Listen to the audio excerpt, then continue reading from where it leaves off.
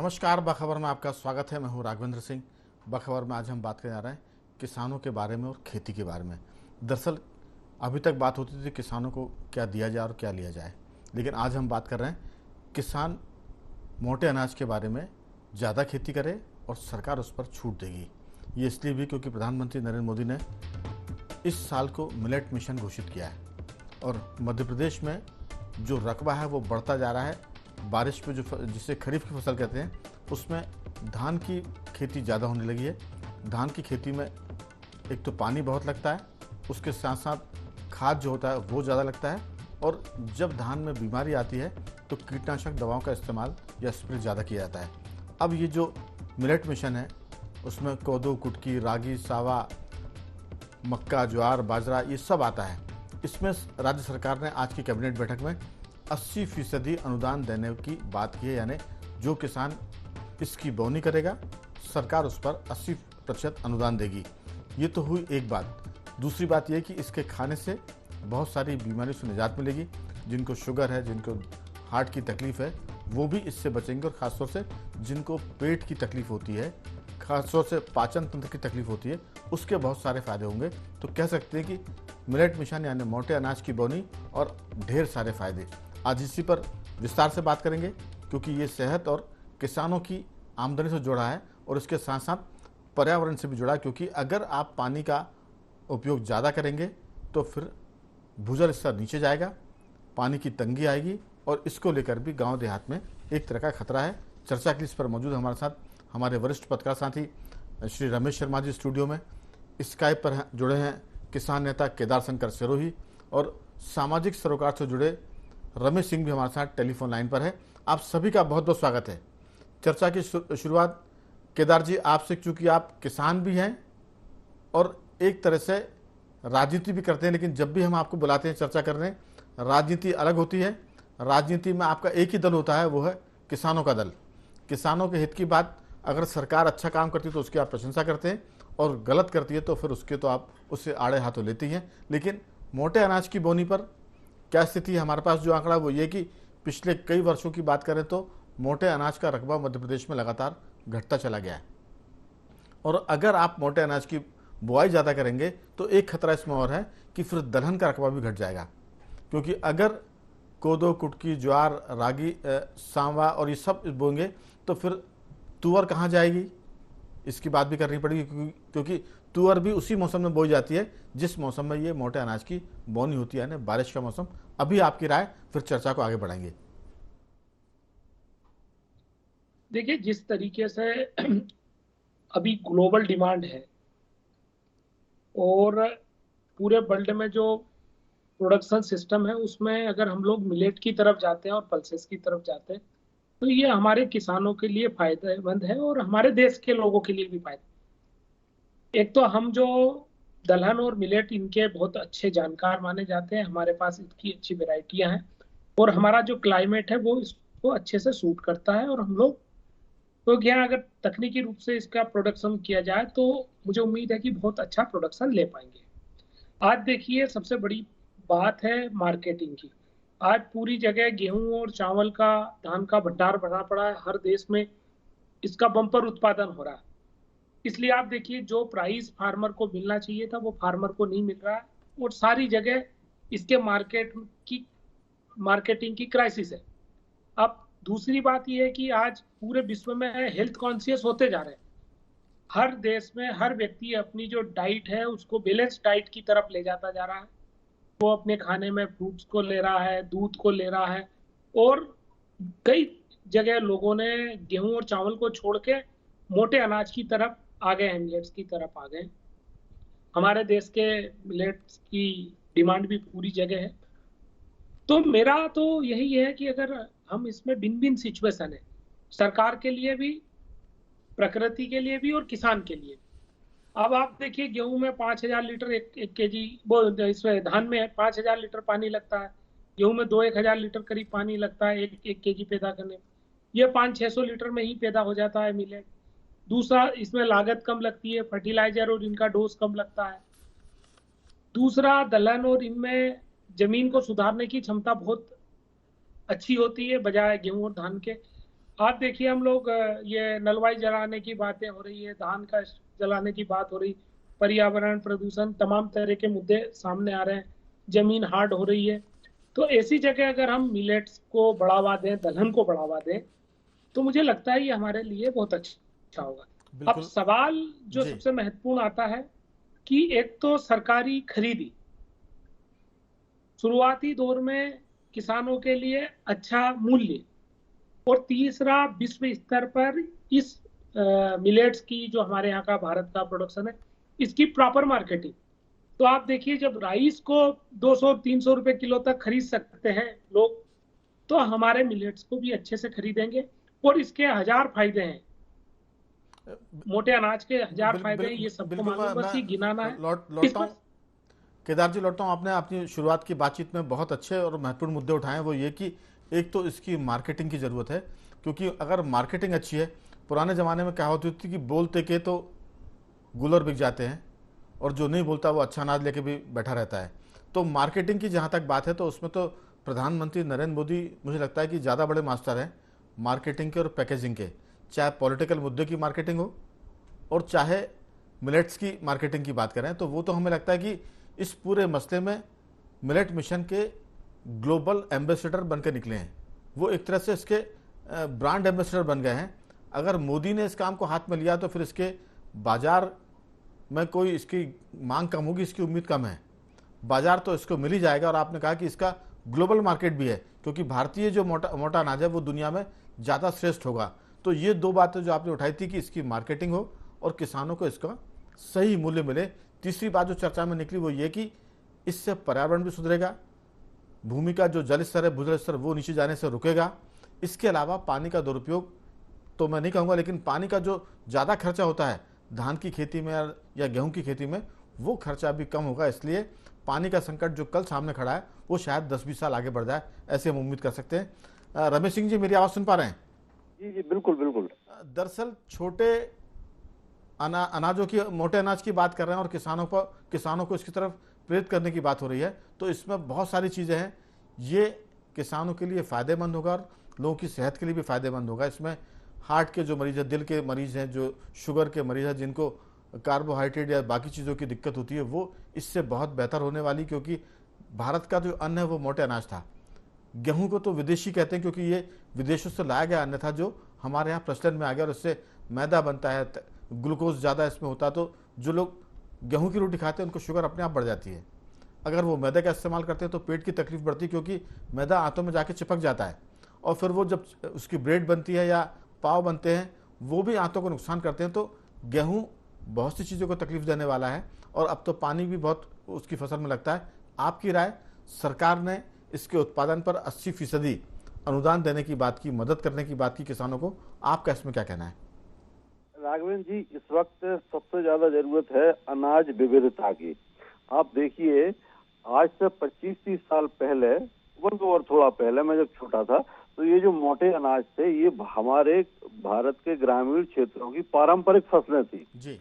अब उन पारंपरिक फसलों का स्थान धान, और ये धान है, मूंग है, और दूसरी जो फसलें हैं, गेहूं का रकबा बहुत ज्यादा बढ़ा है। तो जीवन शैली में आज के रमेश सिंह जी, भारत गेहूं का रकबा तो इसलिए बढ़ा है क्योंकि सरकार गेहूं की खरीदी करती है।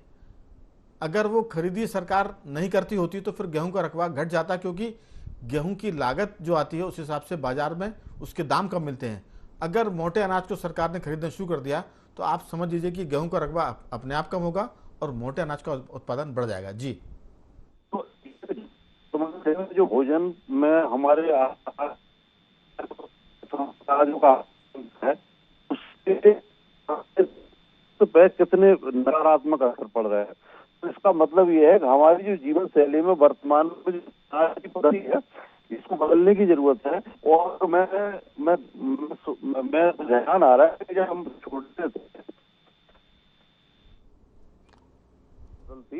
शाम के भोजन में अनिवार्य थी, और बीमार मरीजों के लिए ये सबसे ज्यादा, एक तो सुपाच्य थी, दूसरा निश्चित रूप से इनमें रोग प्रतिरोधक क्षमता को बढ़ाने की क्षमता थी। तो उसका बेनिफिट एक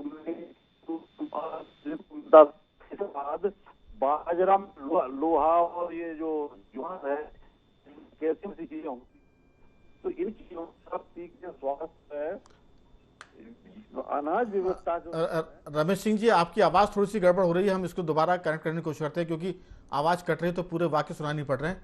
मैं लौटता हूँ आपके पास, जब तक तकनीकी दिक्कत दूर हो जाएगी आपसे दोबारा संपर्क करते हैं।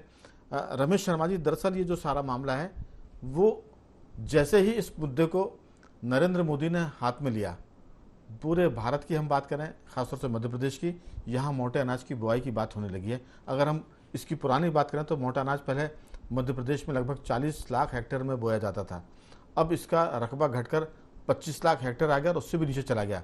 लेकिन अगर मोटे अनाज के भोजन या उसके पकवान या उसके व्यंजन रेस्टोरेंट में मिलना शुरू हो जाए, होटल में मिलना शुरू हो जाए, जो छात्रावास है, हॉस्टल है बच्चों के पढ़ने के, उनको हफ्ते में एक बार 2 बार या सुबह शाम में कभी उसमें अनिवार्यता कर दी जाए, तो हमें लगता है कि इसका खान पान में चलन बढ़ेगा और इसकी डिमांड बढ़ेगी। और जब डिमांड बढ़ेगी तो फिर इसके दाम भी अच्छे मिलेंगे और सेहत के लिए बहुत फ़ायदेमंद होने से इसके कई गुना आपके खर्च बढ़ेंगे बीमारियों के कम होने से। आपकी राय? ये बिल्कुल आपने ठीक कहा। ये जो मोटा अनाज का उत्पादन, ये दोनों को लाभ देगा, किसान को भी लाभ देगा और उपभोक्ता को भी लाभ देगा। जैसा कि आप सब जानते ही हैं, आपने भी पैकेज में दिखाया है, ये मोटा अनाज कहीं ना कहीं आपके रक्तचाप को ठीक रखता है, शुगर को ठीक रखता है, कैल्शियम को ठीक रखता है, पाचन क्रिया को ठीक रखता है, और तो जो कहीं ना कहीं वो जो बहुत सारी चीज़ें होती है, इम्यूनिटी को बढ़ाता है। तो ये सारे इसके लाभ रहते हैं। और एक समय जब भारत सोने की चिड़िया था तो ये इन सारी चीज़ों का निर्यात होता था, वनौषधि का निर्यात होता था, वनोपज का निर्यात होता था, और ये जो मोटा अनाज है इसका निर्यात होता था, और शिल्प हमारे यहाँ था। अब लेकिन ये सरकार ने निर्णय लिया है, तो मेरी दृष्टि में तो ये निर्णय ठीक है, इसका स्वागत होना चाहिए। लेकिन इसमें 2-3 चीज़ों की सावधानी बरतनी चाहिए। एक तो सरकार को ये सावधानी बरतनी चाहिए कि उन्होंने बीज सप्लाई की जो बात कही है, कहीं ना कहीं बीज सप्लाई में घटियापन ना हो और किसानों में ये जागृति हो। एक समय हुआ करता था, मैं समझता हूँ हमारे दोनों जो सहयोगी हैं इनके यहाँ खेती भी है, ये जो केदार शंकर जी के यहाँ भी और रमेश सिंह जी के यहाँ भी, तो मेरे यहाँ भी भगवान जी की कृपा से खेती रही, आपके यहाँ भी खेती है। तो किसान जो स्वयं बीज हिफाजत करके रखता था, एक मान करके चलते थे कि इस एरिया में जो फसल होगी उसको हम बीज के रूप में रखेंगे। तो कहीं ना कहीं ये परंपरा फिर से विकसित होनी चाहिए, तो उससे जो बीज का जो नकलीपन है और बीज का कितना खर्चा है वो उसमें बचेगा। दूसरी एक बात सरकार को ध्यान रखना चाहिए, अभी भी आप कृषि उपज को या फसल के सब्जी की उपज को या फलों की उपज को देखें तो किसान को जो मूल्य मिलता है उससे दुगने और तिगने दाम में उपभोक्ता को चीज़ मिलती है। तो ये जो बीच में कहीं ना कहीं जो लाभांश चला जाता है वो किसान के पास सीधा पहुँचे, इसके लिए भी किसान को भी जागरूक होना होगा। और कहीं ना कहीं विपणन की और मार्केटिंग की ऐसी व्यवस्था हो कि किसान सीधा उपभोक्ता तक सामग्री पहुँचा सके उसमें, ताकि शुद्धता भी होगी। मिलावट जो होती है आप अगर देखेंगे तो मिलावट किसान के स्तर पर, उत्पादक के स्तर पर नहीं होती, मिलावट बिचौलिए के स्तर पर होती है। तो कहीं ना कहीं किसान उपभोक्ता तक सीधा ये मोटा अनाज पहुंचा पाए, इसकी भी हमको लोगों को भी चिंता करनी चाहिए और किसान को खुद जागरूक होना पड़ेगा, तब उसको उसका ठीक से लाभ मिल पाएगा। बिल्कुल। रमेश सिंह जी से हमारा संपर्क हो गया। रमेश जी, मेरी आवाज़ सुन पा रहे हैं?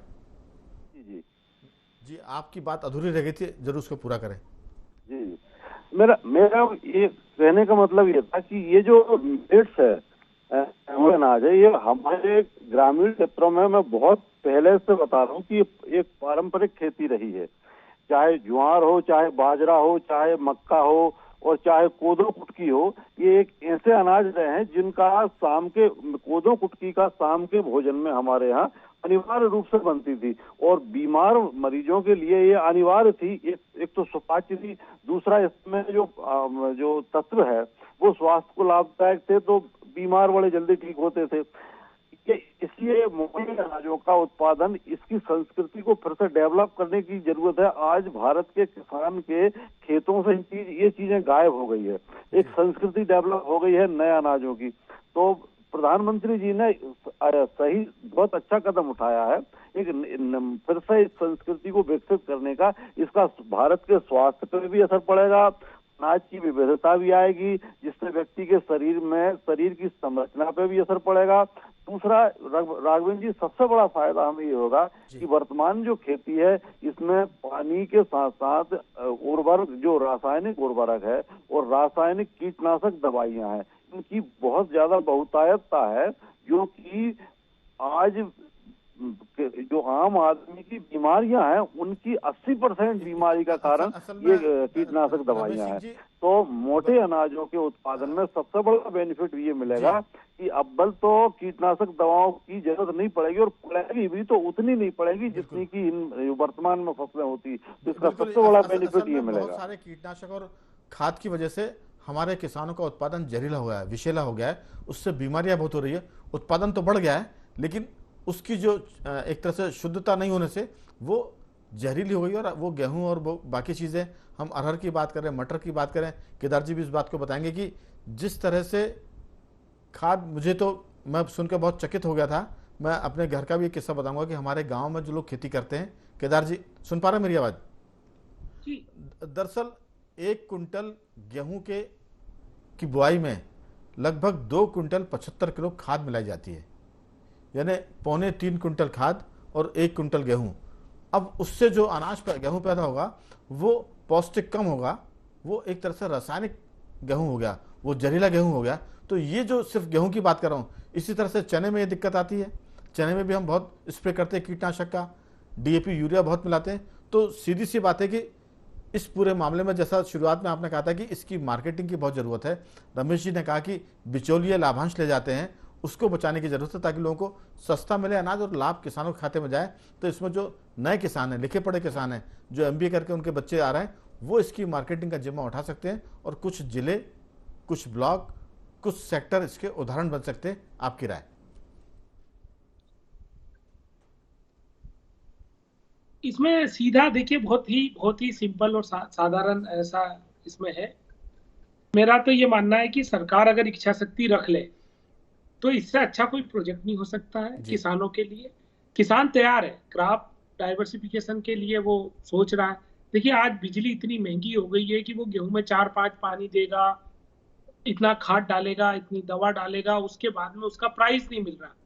उसकी जगह अगर आप उसको कम लागत की फसल देंगे जिसमें प्रॉफिटेबिलिटी, देखिए आज एजुकेटेड हो गया आदमी, अपना बही खाता लिखने लग गया।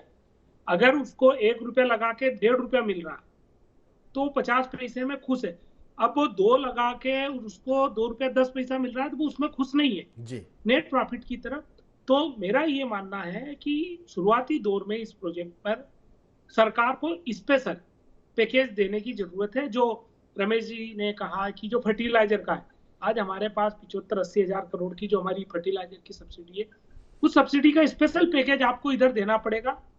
देखिए इंटरनेशनल लेवल पर, अमेरिका पर वो ब्लू ऑरेंज अलग अलग तरह के जो बॉक्स है, ग्रीन बॉक्स है, उसके तहत किसानों को बचाने के लिए बड़ी बड़ी सब्सिडी दे रहे हैं। तो शुरुआती 1-2 साल में किसानों को बड़ी सब्सिडी देने की जरूरत है, और अगर ये दे देते हैं और मार्केट स्टेबल हो जाता है तो आप बाद में छोड़ दीजिए, वर्ल्ड मार्केट इतना बड़ा हो चुका है, जो उपभोक्ता है वो हेल्थ कॉन्शियस हो चुका है, वो आपके हमारे प्रोडक्ट को ऑन डिमांड परचेस करेगा। लेकिन केदार जी एक बात है इसमें, वो जो अरहर की खेती होगी, क्योंकि ये सब सारी जो किस्में हैं ये बारिश में पैदा करने वाली हैं, ये सब बारिश में पैदा होगी, तो पानी की तो बचत आपको हो गई। लेकिन अब इसमें जो दलहन की दिक्कत आने वाली है, अगर किसान इस पर शिफ्ट करता अपनी खेती को, तो फिर दलहन में खासतौर से तुअर की जो उपज है वो कम हो जाएगी। ये एक संकट साल में जरूर आएगा। देखिए साहब, हमारे यहाँ का जो क्लाइमेट है जी, हम लोग एक तरफ बर्फ गिरता है तो दूसरी तरफ हमारा सूखा है, मतलब बर्फ और रेत दोनों हमारे देश में। हमारे पास बड़ा डाइवर्सिफाई क्लाइमेट है जी। तो मुझे नहीं लगता कि ये चैलेंज आएगा। बहुत से इलाके ऐसे हैं जहां पर अरहर ही सूट करेगी, ये क्रॉप नहीं करेगी, तो इसकी तो मुझे ज्यादा चिंता नहीं है। और हमारे यहाँ का जो किसान है वो सिंगल क्रॉप नहीं करता है साहब, वो मल्टीपल क्रॉप की तरफ है आज भी। तो जैसे ये खरीदी और ये हो जाएगी। दूसरी बात ये है कि आप अरहर की और इनकी जो खरीदी है वो सुनिश्चित कर दे। आवाज थोड़ी गड़बड़ हो गई, आपकी आवाज आ रही है हमें? आप बोलिए जी। तो जिस दिन हम लोग हमारे लिए जो महत्वपूर्ण क्रॉप है उनकी खरीदी सुनिश्चित करना शुरू कर देंगे, उनके प्राइस की गारंटी दे देंगे, तो आप देखिएगा बैलेंस प्रोडक्शन पूरे देश में होगा और हमारी आवश्यकता की पूर्ति होती रहेगी। बिल्कुल शर्मा जी, दरअसल जो विश्वास, जो भरोसा किसान जता रहे हैं कि इस मोटे अनाज की बुआई करने से, उत्पादन करने से किसानों की हालत सुधरेगी और लोगों की सेहत भी सुधरेगी और इसके साथ साथ जमीन की भी हालत सुधरेगी, क्योंकि इस तरह की जो मोटे अनाज की फसल होती है वो जमीन की सेहत, खेती को भी सुधारती है, उसके मिट्टी को ठीक रखती है, वहाँ के सब सारे वातावरण को ठीक रखती है। आपकी राय कि इसमें तो चौतरफा फायदा है। और मध्य प्रदेश में मुख्यमंत्री शिवराज सिंह चौहान ने जो 80% अनुदान देने की बात की है, ये शुरुआत है। अगले साल ये रकबा बढ़ेगा तो मुझे लगता है कि अनुदान भी बढ़ेगा। और जो चिंता जता रहे हैं रमेश सिंह जी और केदार शंकर जी कि अगर इसका उत्पादन बढ़ेगा तो खरीदी कहाँ होगी, हालांकि बाजार इसको हाथों हाथ ले लेगा, लेकिन कभी अगर ये बहुत उत्पादन बढ़ता है तो फिर जैसे गेहूं की खरीदी सरकार करती है, कहीं ना कहीं इसको सरकार के समर्थन मूल्य पर खरीदी की बात पर भी सरकार को विचार करना पड़ेगा, तब जाकर ये मामला आगे बढ़ेगा। आपकी राय? देखिए, निश्चित रूप से ये बात सही है। एक बात तो ये समझ लीजिए, जितना ज़्यादा आप रासायनिक खाद का उपयोग करेंगे उतना ज़मीन की उर्वरक शक्ति कमज़ोर होती है। अमेरिका में लाखों हेक्टेयर ज़मीन है जो रासायनिक खाद के कारण बेकार हो गई और उसमें कुछ उत्पादन नहीं होता। भारत उसी तरह बढ़ रहा है। ऐसी स्थिति में ये जो मोटे अनाज की बुआई है वो ज़मीन की भी सुरक्षा करेगी, लोगों की भी करेगी। फिर इसके अलावा जहाँ तक विक्रय का सवाल है, मुझे लगता है कि किसानों को इसमें चिंता करने की आवश्यकता नहीं है। जैसे ही इसका उत्पादन बढ़ेगा और कहीं ना कहीं जो स्थानीय उपभोक्ता की सामर्थ्य से ज़्यादा होगा, सरकार इसकी खरीद शुरू कर देगी। आप मुझे बताइए, पहले भी जब गेहूं का उत्पादन कम था सरकार खरीद कहाँ करती थी? फिर जैसे जैसे उत्पादन बढ़ा उसकी खरीद शुरू हुई और अन्य दूसरे अनाज भी अब धीरे धीरे सरकार खरीदने लगी।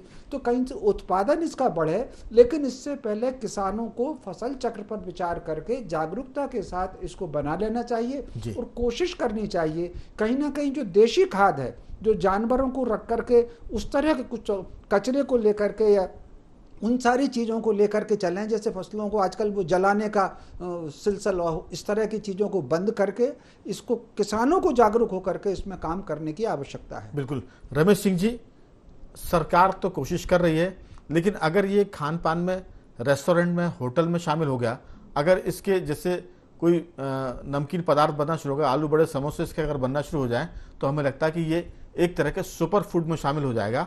इस तरफ भी कमर्शियली भी ध्यान देने की ज़रूरत पड़ेगी, क्योंकि खेती की सेहत, किसान की सेहत, लोगों की सेहत के साथ साथ इसको एक तरह से बाजार में मार्केटिंग के जरिए लाने की ज़रूरत है। आपका इसमें क्या कहना है? राघवेंद्र जी, जब ये इन फसलों की उपलब्धता बढ़ेगी मार्केट में बहुत ज्यादा है, तो स्वाभाविक प्रचलन भी बढ़ेगा और लोगों की डिमांड भी बढ़ेगी, खाने वालों की। तो जब अच्छा, इसके बाद आजकल तो सोशल मीडिया पे कई प्रकार के व्यंजन बनाने के वीडियो भी आते हैं। जब ये बाजार में विविधता के साथ जब ये चीजें आएगी, मैंने राजस्थान में इन चीज जो मोटे अनाज है इनका उत्पादन देखा, तो वहाँ के जो ब्लॉगर, यूट्यूबर और जो ब्लॉगर्स है वो इनके व्यंजन बनाने के वीडियो बनाते हैं। इस तरह से अगर मार्केट में जब ये आ जाती है तो वो उसका उत्पादक जो उपभोक्ता है वो भी अपने तरीके से उपभोग करने लगेगा, डिमांड बढ़ेगी।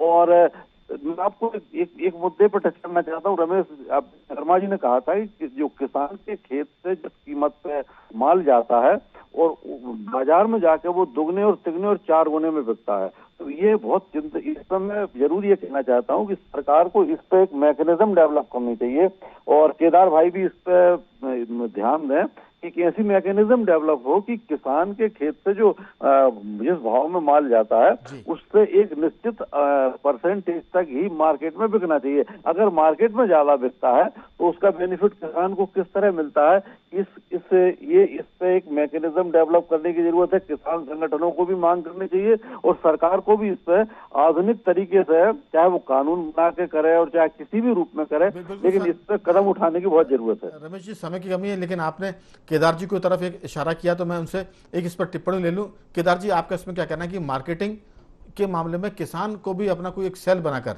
जिसमें युवा किसानों को शामिल करके इस पर कदम बढ़ाने पड़ेंगे, क्योंकि इस मर्ज का इलाज किसान को ढूंढना पड़ेगा। सरकार के बूते की बात नहीं कि वो इसका इलाज ढूंढ पाए, क्योंकि अगर वो कर सकती होती तो कई सरकारें देखी, कोई भी सरकार इसमें किसान की मदद नहीं कर पाई, क्योंकि वो अगर मंडी लेकर आई तो वहाँ भी बिचौली होते हैं, अगर वो सब्जी मंडी में पहुंचते तो वहाँ भी बिचौली होते हैं। तो कहीं ना कहीं किसान को खुद इसका इलाज ढूंढना पड़ेगा। आपकी 2-3 वाक्यों में टिप्पणी। मैं पहले तो रमेश साहब के वाक्य से सहमत हूँ हमको इस तरह के कदम उठाने पड़ेंगे और वही एक इसका एक रास्ता है। बाकी सारे मॉडल हम लोग यूज करके देखे, सब में फेल्यूर है। बिल्कुल अभी जो फार्मर प्रोड्यूसर कंपनी का आया कॉन्सेप्ट आया है जी, वो कुछ हद तक था, परंतु अब उसको कारपेट, जो हमारा बचने का एक ही तरीका है, हमारी जो कोऑपरेटिव फार्मिंग, कोऑपरेटिव जो मूवमेंट है उसको वापस जिंदा करना बिल्कुल पड़ेगा। ये मेरा जी, इस पे समय की कमी, लेकिन मैं एक चीज़ दोहरा दूं कि मध्य प्रदेश में शिवराज सिंह की सरकार ने आज कैबिनेट की बैठक में 23 करोड़ रुपए 2 साल में मोटे अनाज के उत्पादन के लिए खर्च करने का लक्ष्य रखा है। इसमें 80% उत्पादन करने वाले को अनुदान भी मिलेगा। इसके साथ साथ वो ये भी कह रहे हैं कि जिला स्तर पर, राज्य स्तर पर इस तरह के मेले लगाए जाएंगे, कार्यशालाएं आयोजित की जाएंगी और फूड फेस्टिवल और रोड शो भी इसके किए जाएंगे। तो कह सकते हैं कि मार्केटिंग के मामले में सरकार वो सारे फंडे अपनाने को तैयार है जो इसकी मार्केटिंग को सक्सेस करने के लिए होते हैं। और दूसरी बात यह कि मार्केटिंग के मामले में नरेंद्र मोदी इसके ब्रांड एम्बेसडर हो गए, मैं तो कहूँगा कि ग्लोबल एम्बेसडर बन गया। तो उम्मीद करते हैं कि आने वाले दिनों में भारतीय कृषि की दशा और दिशा दोनों सुधरेगी। ये किसी तरह की कार्यशाला का विषय नहीं है, ये किसानों के जीवन में बदलाव लाने वाला विषय है। जो पहले खेती करते थे दोबारा फिर उसी पर जाने की जरूरत है। तो तीनों मेहमानों का बहुत धन्यवाद। रमेश शर्मा जी आपका भी, केदार जी आपका भी, और रमेश सिंह जी आपका बहुत बहुत साधुवाद कि आपने चर्चा में हिस्सा लिया। बखबर में आज सिर्फ इतना ही। कल किसी और मुद्दे पर बात करेंगे, तब तक बने रहिए हमारे साथ और देखते रहिए IND 24।